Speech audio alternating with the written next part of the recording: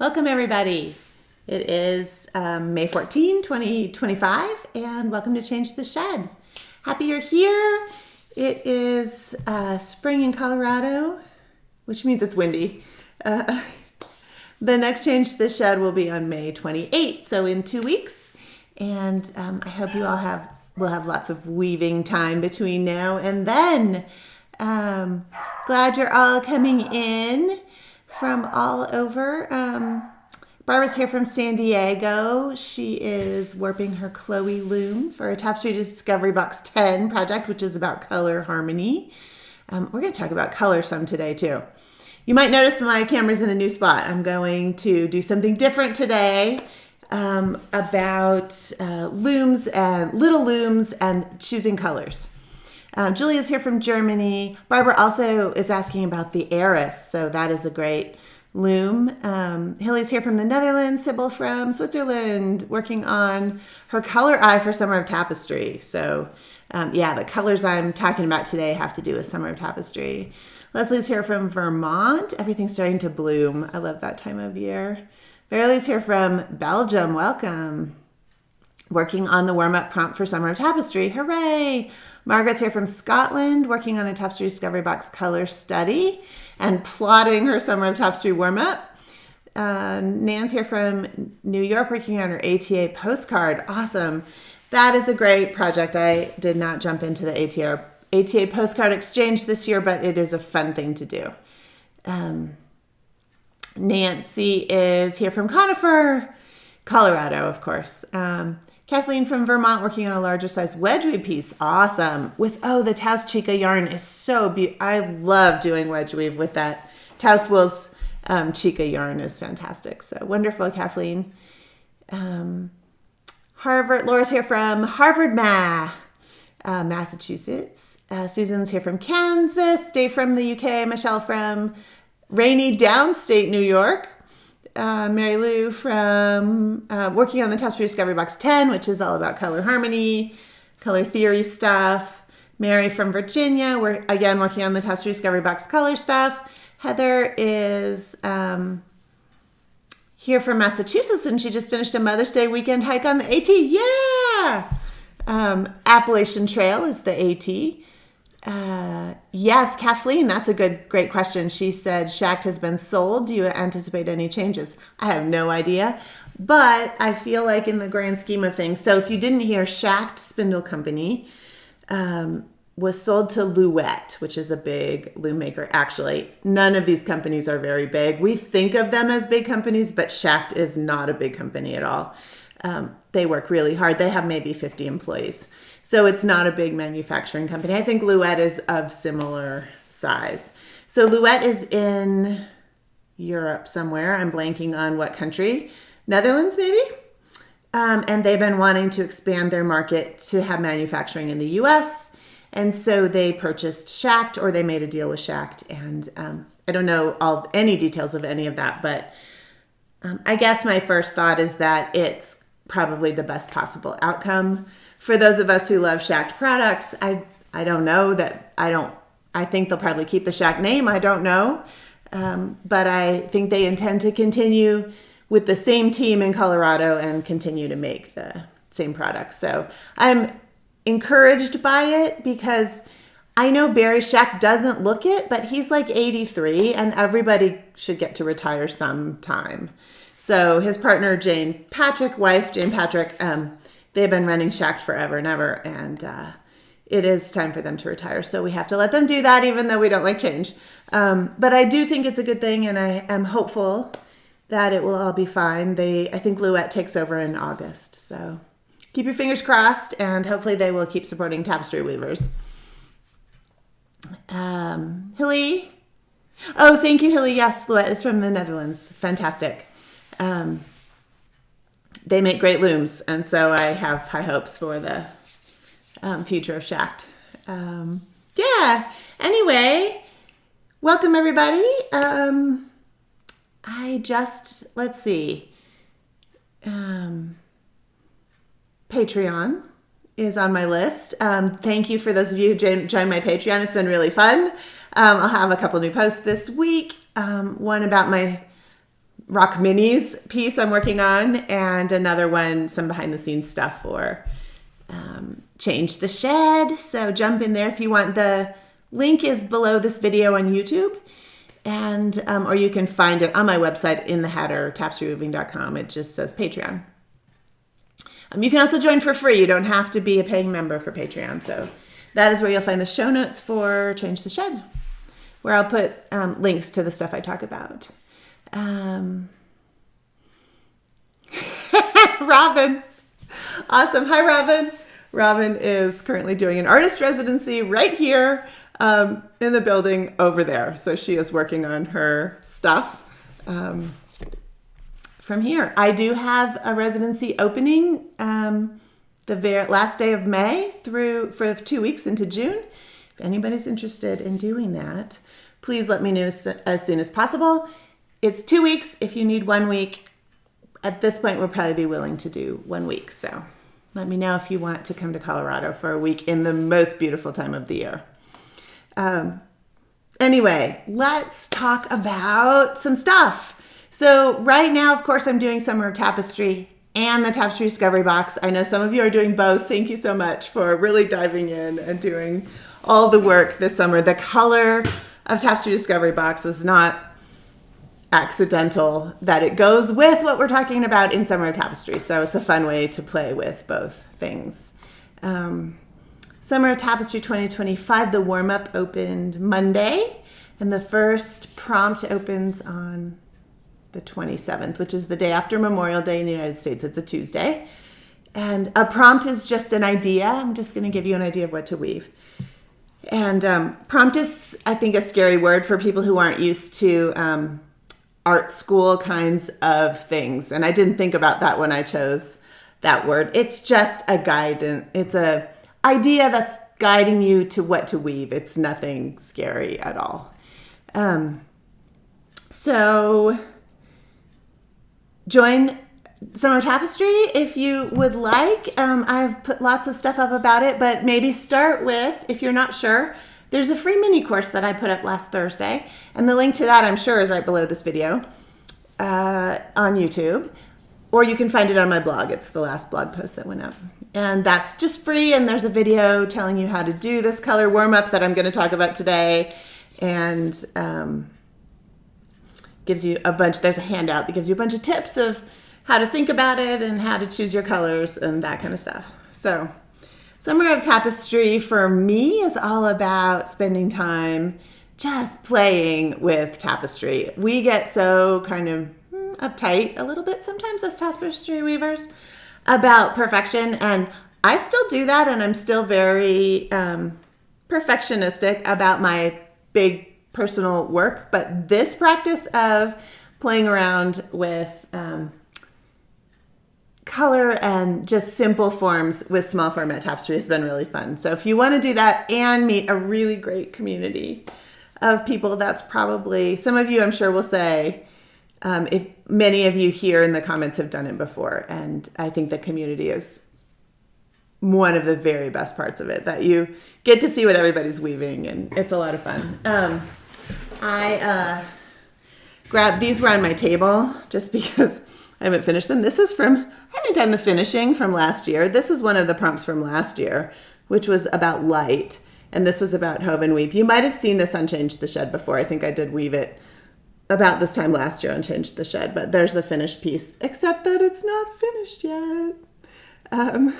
Hoping to get that done soon, just so I can put it with the rest of my sketch tapestry diary things. This was another one from last year about growth. That is a trail sign from the Colorado Trail, which some of you know I love to hike on the Colorado Trail. So I think I did another Change the Shed about this, where I was talking about how to choose the colors for that piece. So there it is, finished. For those of you who have been watching Change the Shed a while, you probably recognize these, and you might recognize this one too. This is the little bird piece, which also not finished yet. This I think is from maybe 2 years ago. On Change the Shed, but it looks complicated, but all I did was watch the birds at my feeder, and I did a little section of weaving for each of the birds with the colors of the birds, and I wove the colors by themselves on this side. It was really fun. I maybe will do one of these again this year just because it's super fun. And the, see if I can get that in. I should have put a photo up. We'll see what comes to my bird feeder this year. That's a fun thing to do. It's just to watch nature right outside your window and weave something about it. So this is the course art for Summer of Tapestry, the picture of me holding that Chloe loom. So if you go to my website or Pathright, that's the picture you're looking for. All right. You can find out more about all of that on my website, tapestryweaving.com. So let's look at, you know what? I actually wanted to start with color, but I have this loom. This table is all covered with looms. So let me just super quickly show you a couple of the looms I use for small format stuff. And you guys will pop in the comments, I'm sure, other looms that you know of. Some of them I will know and some of them I won't. Just great possibilities for weaving small things. What I'm thinking of is weaving either if you're traveling, or sometimes I like to just weave on the couch and I want something that fits on my lap, or I want to go on the porch and weave, or we have like one of those Chase lounge things. When the weather gets nice, it's really fun to sit out there and weave. So a smaller loom for that is really fun. Plus it means you can't do anything too complicated. So here's my messy table. Here's some of the looms that we can talk about. I'm going to weave on this one a little bit today if we have time. This is Laney loom, or Laney loom, I think, from Mirex. But the Handy Woman shop looms, I love. These are made by Janet Fox. This is my backpacking loom. It is super light and made of bamboo, and it's really sturdy. I shove this in my pack all the time, and it doesn't break. So it would be a good travel loom, even if you're just taking a plane somewhere. And this is a bigger one, which I like, of course, because it's longer, but they come in 6 and 8 dents, and they're handmade and they're wood, and sometimes they're hard to get. So if she's not currently making them, just put your name on a waiting list. See if you can get onto her list. This, of course, is a classic small loom. This is the Merrick Saffron 8 EPI. You can warp it at other sets, but the thing that's good for travel about this loom is that it comes apart, and you can put each of these 3 little pieces, top, bottom, and threaded rod, right in a suitcase, and it won't get, if it's not warped, of course, it won't get damaged. If you're like, say you were flying somewhere or driving somewhere and you were going to be in one place for a while to weave on, but you wanted something that packed up really small, this would be my choice probably. Or the Mirex. This is the Chloe, which some of you will recognize this when you get into Summer of Tapestry. This is my admission that I am not done with the warm-up piece that's in the class that opened on Monday, but this weekend I will hopefully be finishing that up. That's about the colors of Utah. But this is the Chloe loom with the 12 dent combs, and it's a great loom. Also comes apart. It's just heavier than the saffron. But this is the Lost Pond Minnow, also super well made. What I like about this loom is that the spaces and the pegs are even. So when you warp it, your warp set is all even. Whereas on the saffron, it's a little bit off, and I use twining to even that out. It doesn't really matter that much, but this is a super sturdy loom. I don't think you could break it. It would be nice for traveling, and it's nice and long. It's called the Minnow. Lost Pond Looms. Let's see. There we go. Great manufacturer. They also make some bigger looms that I really like. Okay, just like 2 more looms, and then we'll talk about color, just so I get these out of my way.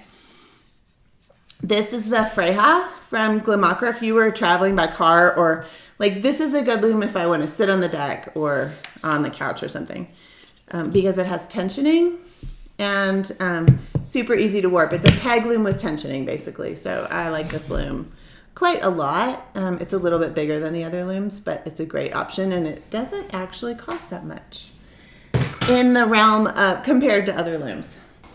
But if we're talking about it doesn't cost that much, this is the loom that you should go with. Make yourself a copper pipe loom. If you're in any of my classes, there's probably instructions. Oh, look, I got cobwebs on it. Dog hair. This one is one of the smallest ones I've made, but it works well on my lap. Good for travel, a little bit heavy, but if you need some guidance of where to get, where to learn how to make these, I will pop a blog post in the show notes. And if you're in any of my online classes, I'm happy to talk about making these because they're really great. Okay. Yes, Tanny says, do people go back and or finish Summer of Tapestry courses after the end of the initial course? Absolutely. I've had people joining the old courses now or a few months ago when they wanted to warm up, or later. You can use the prompts and see all the things everybody has done in the older courses at any point. So it's kind of fun to do that. If you really like the process, especially to take the older classes. I started it in 2022, so this is the 4th year of doing Change the Shed. Summer of Tapestry, sorry. Yeah, people definitely go back and take the old ones, and you're always welcome to do that. You also get to keep the class for as long as you want. I do recommend, if you're considering Summer of Tapestry, taking the live one right now. You don't have to have taken the other ones, and the live interaction is so much fun. I just think it's great. Nancy asked, is this loom, I think you're talking about these, the bamboo one, I think this is the mini. This is the smallest loom she makes. It's about 6 3/4 inches long. And this is the bigger one, which is, of course, I don't have a, here. Let me show you. So the bigger one is about 11 inches tall and about 8 inches wide. I really like this sturdy loom for traveling, but for backpacking or if you really don't have space to bring a bigger loom, this one is 4.5. And I think it's called the mini, but she has the dimensions. She has the dimensions on her website, which is just handywomanshop.com. I'll put a link in the show notes for sure.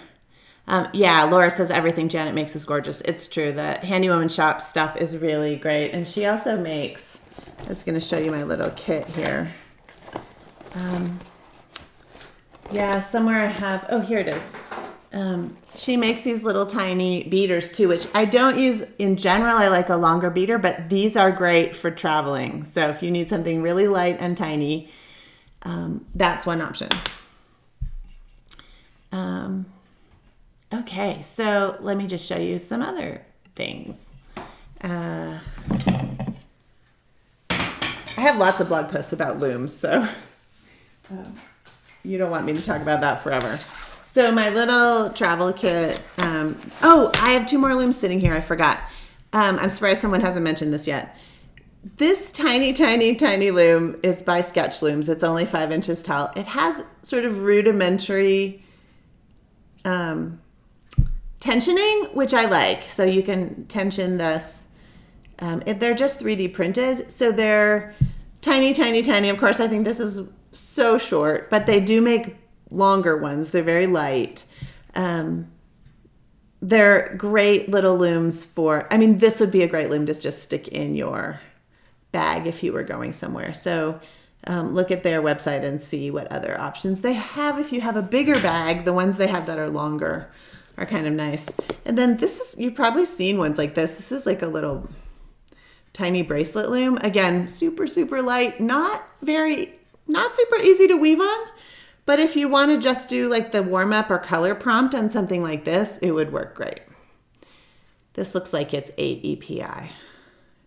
And it's made by Funky Craft Junkie, it looks like. Yeah, and it even says 8 EPI. You can get, they sell these for, I bought a bunch of them for a workshop.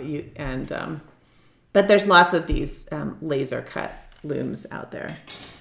They're not my first choice for a long-term kind of thing, but okay, so I'm not going to belabor this. Let's talk about color a little bit, but just make sure when you're traveling that you don't forget your shed stick and your beater. So this is the beater I love, and you could use something like this. This is the Thomas Creations Threads Through Time beater, and I always carry stuff in a little case. I will link to another blog post where I went over a whole ton of that earlier. There's my other mini. Yeah, anyway, you'll see more about that coming up somewhere. So how about yarn? What do you do about yarn if you are traveling somewhere? Like at home, you have 100 colors of yarn, but you don't know which ones to bring. If you're traveling, that's always a problem for me. If I'm backpacking, I do this kind of thing. So these are pieces of mat board. I actually buy mat board and cut these with a rotary cutter. I like how sturdy they are. I mean, I'm sure you could find other things to use, but I've seen people use like folded up index cards, but index cards have gotten so flimsy that this is fairly cheap mat board. Just buy a big piece of this and cut it with a rotary cutter.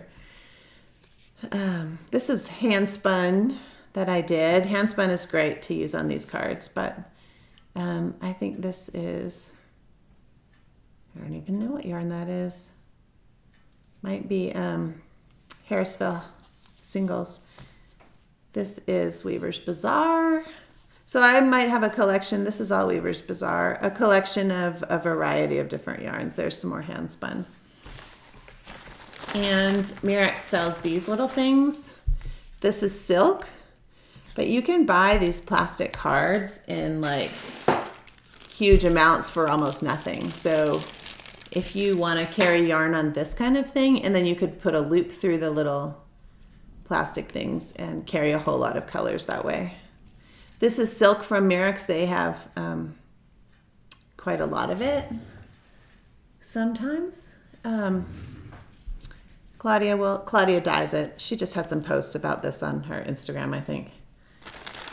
So sometimes I stick some of those in. And then here's some other yarn things you could use. Different yarn options that come in small amounts. This is Patternaean. So it used to look like this. And now it's called Colonial Persian, and it looks like this, but it still comes in small bits, and you can get it at needlework stores. It's not a bad tapestry yarn, and it comes in, used to anyway, come in a ton of colors. Patternaean came in over 400 colors. Appleton's is another, Appleton's Cruel, another thing that comes in these embroidery skeins. So you could stuff a whole lot of these in a suitcase. This is Epic, which is a yarn a lot of people like. They sell a thing with all of their colors on a ring, and I have one and I couldn't find it this morning, but again, little tiny bits of yarn. You could use embroidery floss, which comes in a very portable thing. Here's Patternaean. Here's another one that will come up. I thought maybe someone would ask about it. It's Waverly. It also comes in a lot of colors. It's made by Black Sheep. I love Black Sheep Company. They're great. This is fantastic for embroidery. I think it's super bouncy for tapestry. I don't like it for tapestry because Patternaean is on the edge of being too bouncy for me too, but a lot of tapestry weavers like it. And I find Waverly just sort of goes over the edge. But if you have a whole bunch of this Waverly yarn, you might try it. Okay, those are yarn carrying options. Also, if you have more room, you could do something like this. These are Weaver's Bazaar and Array. Some of these are Array. Oh, I thought I had Array in here. Anyway, Array looks the same. And this is a plastic box from, I think, probably Amazon, but you can lay a whole bunch of these down. If you just find some kind of a plastic container with a lid that you can put your colors in, that's great. Weaver's Bazaar used to come in balls, and I loved it because you could cram it in your suitcase, and now it only comes in tubes, so it's a little bit harder to travel with.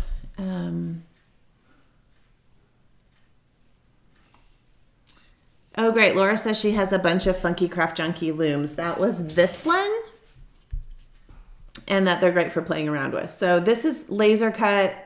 I don't even know what it is, but it is super light. So you could get a whole pile of those for almost nothing. And yeah. Okay. Maureen, do you mean just this bag? So this actually, I've been using this forever. This is one of those like Tyvek. I mean, I think the material's the same thing they use like for house wrap or something. Anyway, these are common in like gift shop stores and stuff, but it's really tough. So I can bring it backpacking and stuff all kinds of stuff in it. So yeah, I like it. And there are lots of, I mean, I have no idea where I got it. I've had it forever, but yeah. Okay, so how do you choose? The bigger question than what yarn are you going to bring is how do you choose the colors of yarn to bring? I'm afraid I'm not going to have a fantastic answer to that, but I say start with your color wheel and think about where you're going. So if you're traveling, so I'm saying if you're leaving home and you have to bring yarn and you don't know what colors to bring, if you're going to weave really tiny things, you can do this kind of thing where you just, when I'm backpacking, I don't weave that much. So a little tiny bit of yarn is plenty of a bunch of different colors. I can bring a lot of colors and it's pretty light and small. But if you're going in the car, you could do something like a plastic box full of yarn like this if you had room for it. If you had the yarn on tubes. I think about where I'm going. So if I'm going to, I always bring some green and blue because I'm going to be outside. And then say I'm going to Utah or somewhere right around here, I'm going to look at red, orange colors.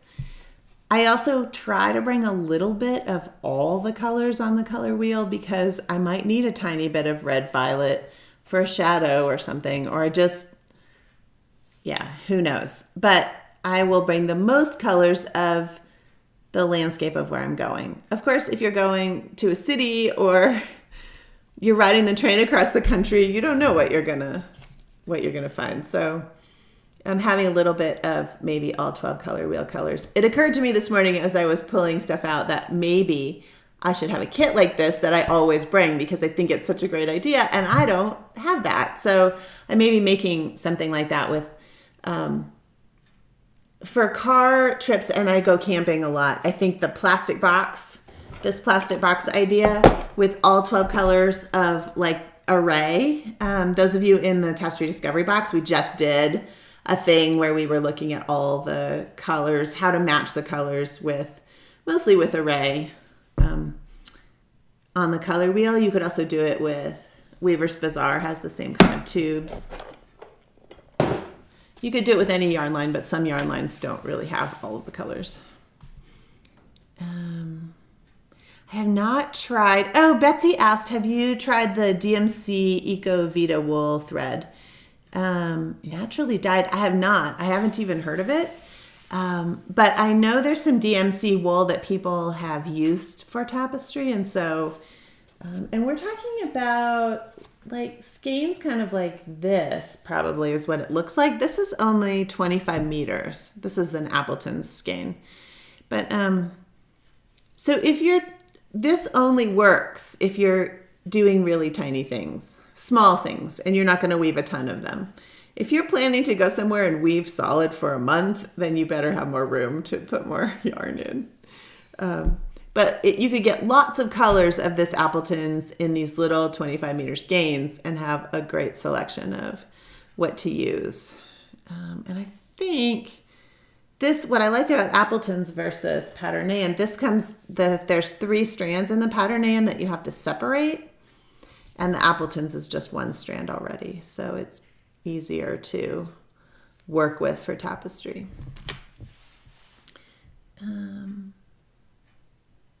Oh, cool, Maureen. No, she was asking about my little Tyvek case and thought maybe it was woven. One last thing before I forget. It's important for Summer of Tapestry. This is my Summer of Tapestry journal. I actually have another journal I use most of the time, but here is, so actually, like, here's a page from last year where I did the Colorado Trail thing, and I mostly worked from photos, but I'll put pictures of what I did in the journal, and then I will put a picture of the finished piece. But this year, Summer Tapestry, I went to Hoven Weep is a place near here. I went recently, and I did a little bit of drawing, and then I wanted to do the warm-up prompt for Summer of Tapestry, which I'm going to show you in a second. There was a claret cup cactus blooming at Hoven Weep, which is a national monument that is very close to where I live. It's on the Utah border, Utah and Colorado, and the colors were beautiful. So I wanted to do a color, the warm-up is about color. The mini course I'm basically talking about, but it's the same concept as the warm-up in Summer of Tapestry. They're different content, but different videos.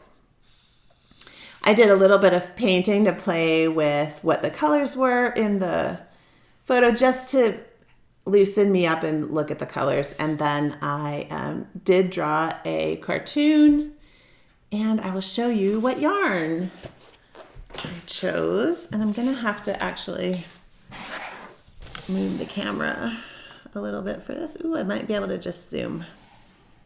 Okay, let's look at the yarn first. So I wanted to start with, here, hold on. Here's the claret cup. So this is the cactus, and I wanted to start and just do a gradation. So you can see at the bottom of the weaving, I have green, and it's going to be scarlet at the top. So the mini course warm-up is all about color. I want you to forget mostly about the forms and just concentrate on enjoying weaving the color. So I started with the greens that are both in the center. You can't see that. In the center of that cactus, there's a little green tip of the bud or something, and then the green of the cactus behind it. So I went through a bunch of colors. This is one of the ones I'm not going to use. It's a much brighter Weaver's Bazaar color. But I am using these two arrays. These are olive, which I started with here at the bottom, and then this is a Weaver's Bazaar color. I don't know what it is. And this is another Weaver's Bazaar. I think it's one of the apples. And then from there, I'm going to go to yellow. This one is Array, and this is Weaver's Bazaar. It's a little bit brighter than the marigold that Array has. And then I'm going to do reds, and the reds were hard. I couldn't find the reds I wanted, but I was not going to go to the dye studio. So here's the thing about Summer of Tapestry. You have to just go with what you have. That's the point of it, is to just use what you have and have fun. So I'm going to use these reds this is Scarlet from Weaver's Bazaar, and this is actually silk from Weaver's Bazaar I might add in there. And then some cherry from Array, just Array. This is Cayenne from just Array, because the claret cup gets darker, and then this is Russet Brown, which is, I might put at the very top, from Weaver's Bazaar. All right, and then the last thing is I did decide to put a little bit of a form in there. See how the cactus spines on this barrel cactus are sort of white-ish, but they're not really white. So this is the natural from Array, and this is the very lightest black. It's black 6. So I'm mixing those for the little spine that you can actually see right there. All right, well, that's a lot of ya. Should I weave a little bit of this? Do you guys have any other questions about Summer of Tapestry? All right, I'm going to make this smaller so you can maybe, I have a Band-Aid on my thumb, and it means I can't use the mouse pad. First world problems, right? All right, let's see. Okay, awesome.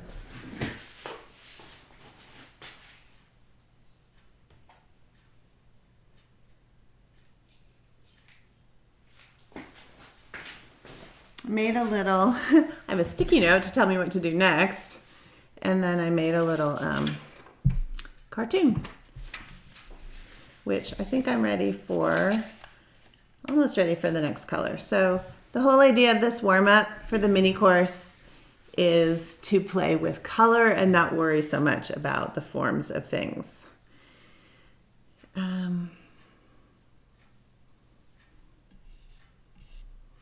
Let's go. I made my note, says next 3 times Weaver's Bazaar green and then apple. So that I'm telling myself that I've already used these 2 and I'm done with those, and I need to go to this one and then this one. And what do I have right here now? Just Array and Weaver's Bazaar Fine are not exactly the same size. So I have 4 strands. Oh, you can't see that. 4 strands here. One is Array. Maybe 2 are Array. Anyway, it doesn't have to be exact, mostly because I'm just doing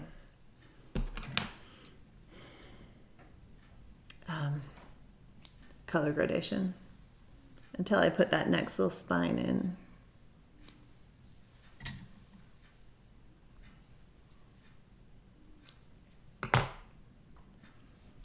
How close is this to this? All right. I'm actually going to put 4 of these. The Weaver's Bazaar Fine is thinner than the Array, I think. Pretty sure. Yes, it would be. Array is more closer to the medium. All right, I'm doing some gradation, so...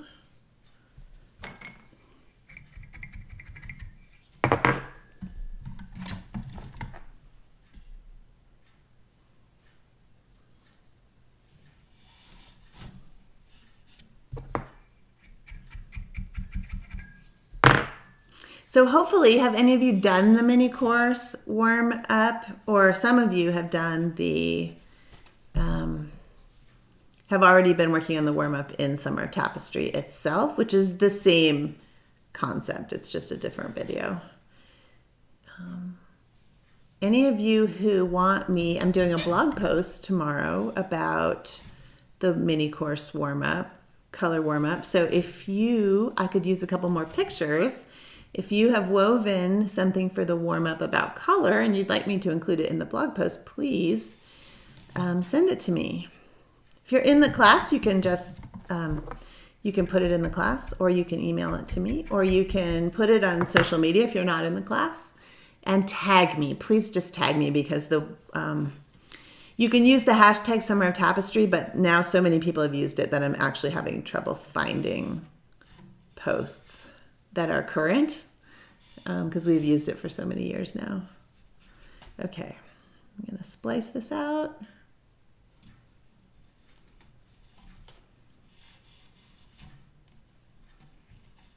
I'm just splicing 2 strands together here.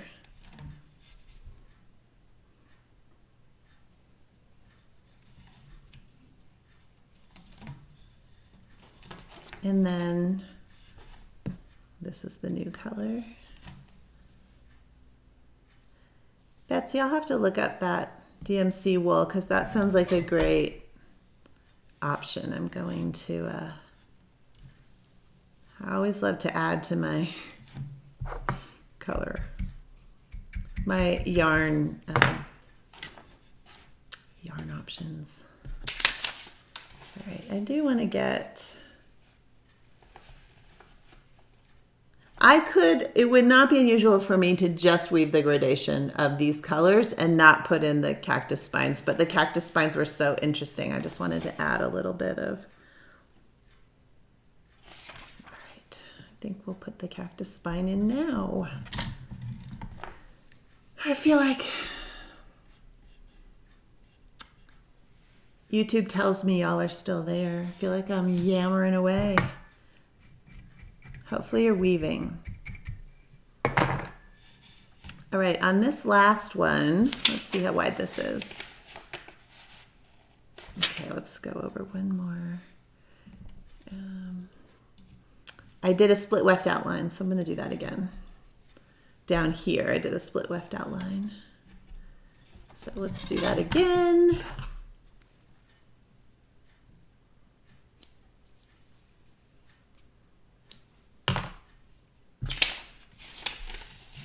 I didn't dot this on because it's not that important to me that it's exact.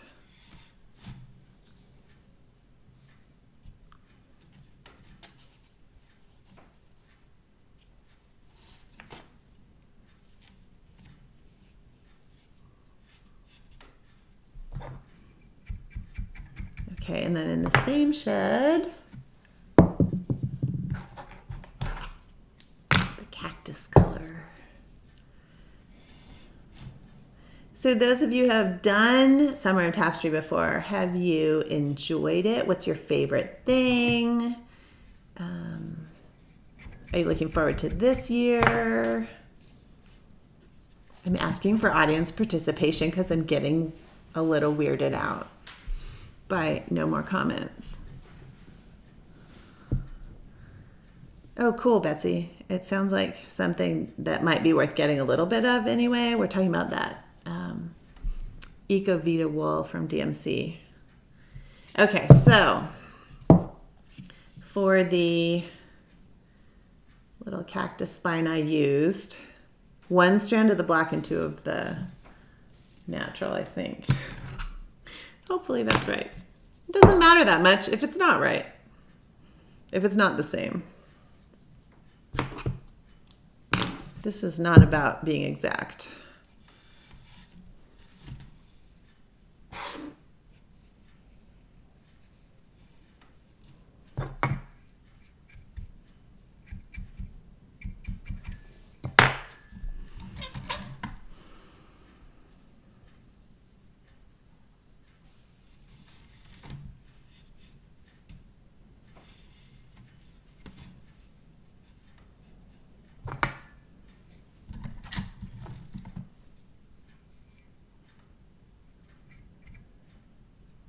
Yeah, you guys, Betsy and Laura, let me know about that yarn. Let me know what you think.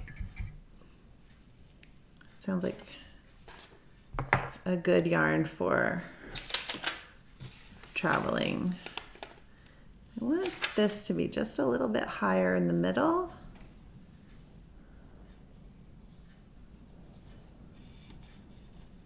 Little cactus spine. If you know cactus, they are, you wouldn't want to run your leg into one of these barrel cactuses. The claret cups come out about this time of year and they're gorgeous and they don't actually last that long. You know, I'm doing a little, I'm backing that up one because I want it to return on a valley thread. Ooh, same for this one. I'm going to back it up one because I want a really smooth curve. All right. That's all I'm doing of that color. Then I think I have time. Oh, I'll show you how I fill it in.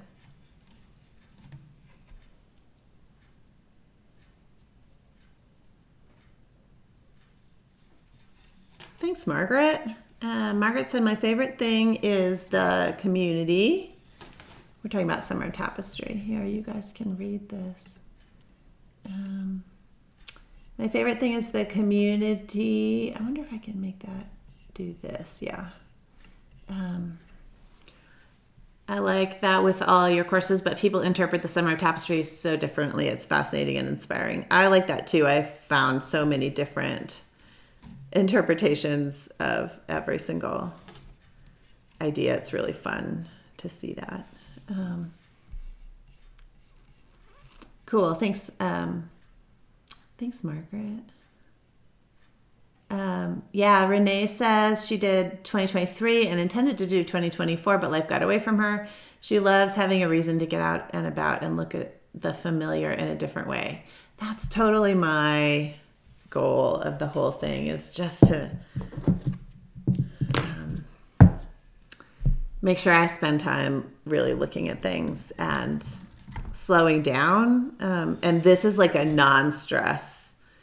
Like the goal of this class is not, or this practice, I call it sketch tapestry, is just to spend time weaving, basically without a lot of pressure. So, yeah, Dave was talking about being able to pack yarn down into a suitcase. Oh, that's great. I didn't realize that. So Weaver's Bazaar, I forgot, they do, and if you don't want the tubes, they still supply so I was talking about this, that they used to have it in balls, which I loved, because when I teach, I want to be able to pack as much into a suitcase as I can. And they don't have the balls anymore. They just have the tubes, but they have hanks or skeins. So you could, if you needed to pack something, you could pack the little hanks from Weaver's Bazaar. Thank you, Dave. That's great. Oh, thanks, Jackie. She said she put her warm-up tapestry in the class this morning. I had to simplify it quite a lot to do it in a sketch amount of time. That's a great point. So, like, not making stuff too complicated, because, you know, a sketch should be quick, right? Like, the idea is not to get all worried about. If you have infinite amounts of time, spend as much time as you want, of course. Oh, hold on. Look, that was almost a mistake. So this was a split weft outline, and I didn't put the second color on the top. So let me go back to here. I put the white outline in, but I didn't put the green. Ooh, let's see what happens if I'm going to go to this color soon. Let's see what happens if we add the apple green, the brighter one. It's a Weaver's Bazaar color that I like quite a lot. Okay. There we go.